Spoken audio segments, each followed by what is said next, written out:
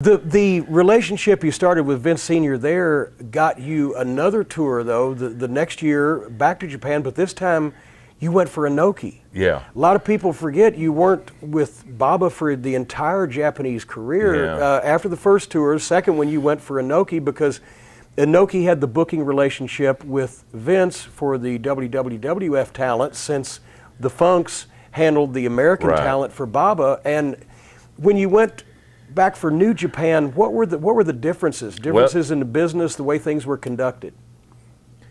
Well, I must say, I think that that New Japan ran things like what you would end up thinking of, the traditional Japanese run company. Boy, I mean, everything was in order.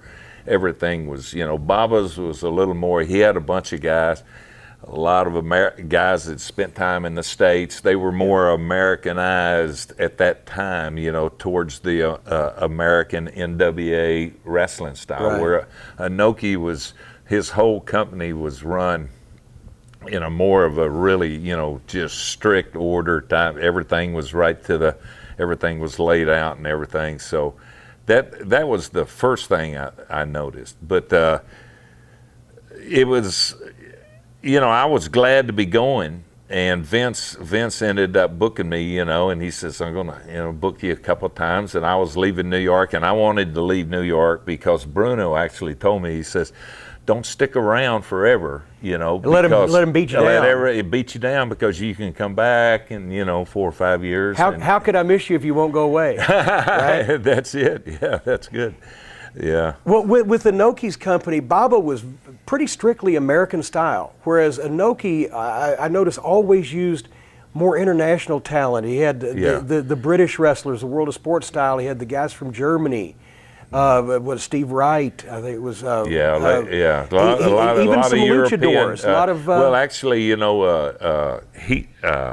Carl Gotch was booking a lot of the European people and everything.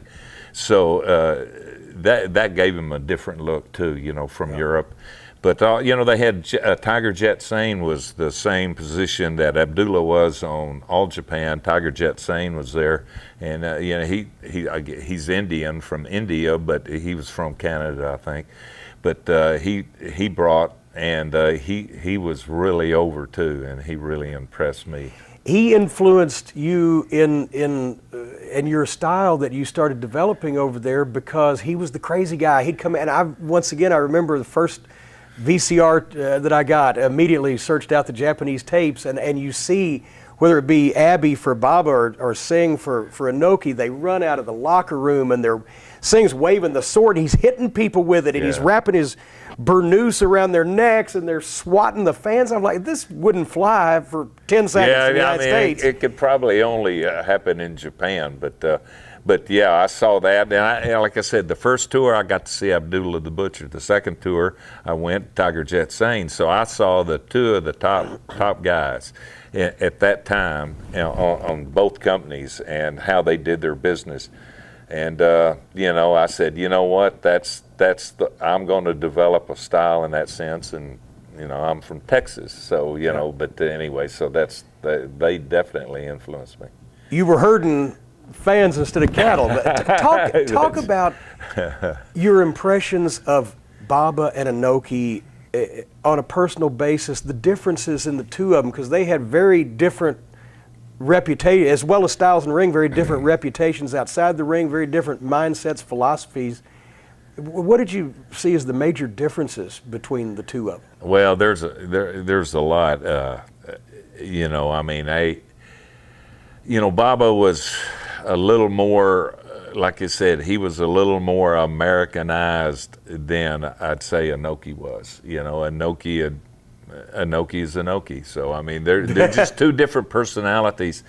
And I end up, being, enjoyed working for both of them, obviously. Mainly Giant Baba later, that was a dream for me to work for him all those years. But Inoki gave me that first opportunity. He saw me after the second time I came back with Blackjack Mulligan, and we ended up having a couple of fights between each other that, that kind of went way off the charts, and Jack was going, God, what's going on? But anyway, and we were fighting all the way out to the taxis, and then we'd be going back to the motel, and I'd just jump out and run over. And I mean, there's nobody, there's fans, but there's no publicity or anything. Right. It was just kind of the spur of the moment type stuff.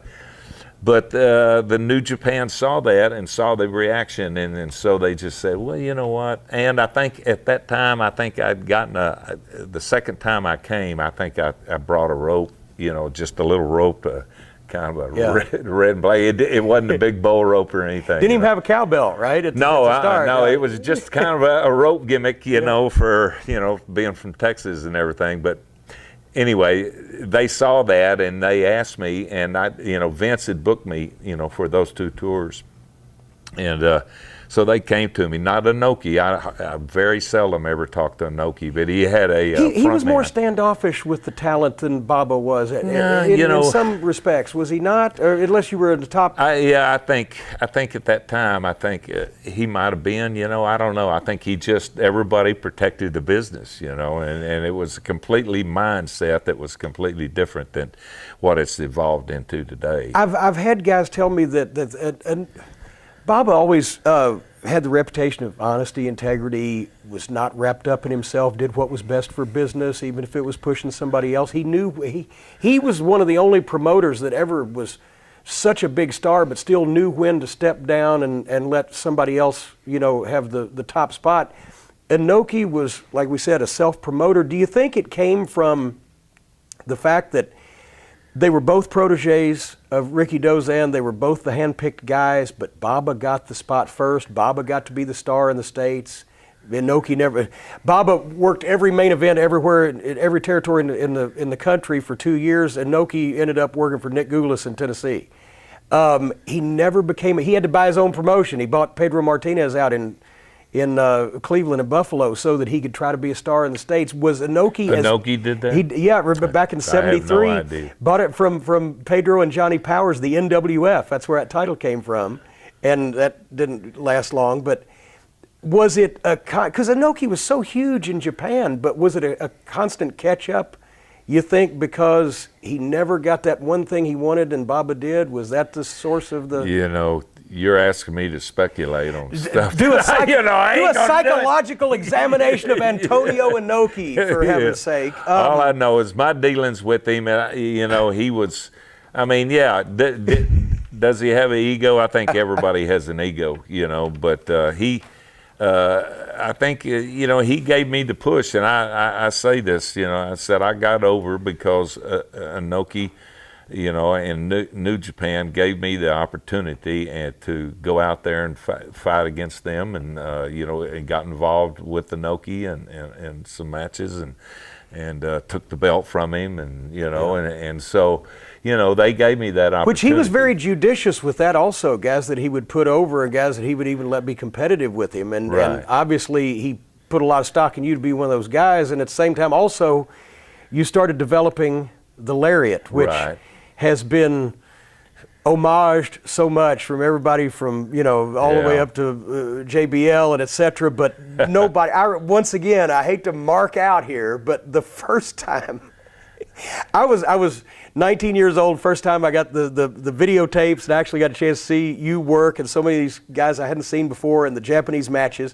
And when you would do an angle where you'd go crazy and shoot off the young boys and hit, there wasn't no angle. They didn't want to do it. I just grabbed them. You could tell them as you shot them toward the ropes, they're trying to stop and can't. You made me believe, and I was already smart to the business because I was the photographer in Tennessee. You made me believe, okay, the Japanese shit's a shoot. Because how in the world, the impact and the lariat got over. You got the lariat over, Stan. It did, and without sounding too braggadocious, I was really the first guy that, there had been people that did it and they kind of jumped and both came down in different directions. But, I played football, so I was a middle linebacker, and this was a move that a middle linebacker did to the tight end. When there was a bootleg, the tight end had come across, you would clothesline him that way. Next time he'd be looking at you instead of at the quarterback. but they eventually outlawed. You can't do that in, I wonder in why. football now. Yeah, because they saw tapes of you in Japan, and no, we don't want that in football. But I did, so I took that and I called it a Western name and everything. But that was basically a football move that I did in college, and I am a little blind, I guess. But I mean, I can see you, but where I hit you with my arm, I don't know. I'm keeping an eye on you in case you draw back. Huh? But it was. The next couple of tours you did in Japan were for Inoki. Describe for the people at that point in time in the mid-late 70s what the tour was like. Once you got there, how you traveled, the towns, the TV. There was no specific TV taping. They taped different house shows, right? I think they did. I think they did tape it. At different time. You might know that there's TV on. But there is, the thing is, there's no interviews. There was no,